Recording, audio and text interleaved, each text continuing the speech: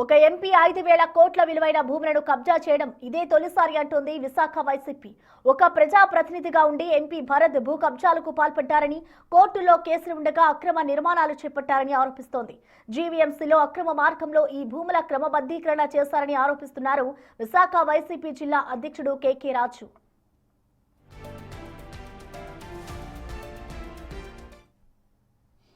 ఆ ప్రాంతంలో ఉన్న ప్రజలందరూ కూడా ఇది అన్యాయం, అధికారాన్ని అడ్డం పెట్టుకుని ఒక ఎడ్యుకేషనల్ ఇన్స్టిట్యూషన్ పేరుతో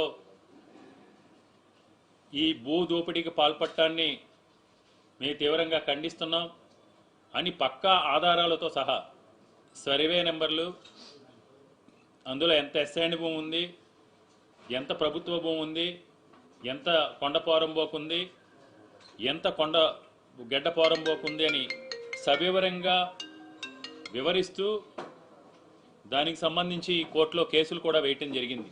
అది మీ మీడియా మిత్రులందరికీ కూడా తెలిసిన విషయమే, ప్రజలందరికీ కూడా తెలిసిన విషయమే. ఒకవైపు కోర్టులో దీని మీద కేసులు నడుస్తున్నాయి గీతం యూనివర్సిటీకి సంబంధించి,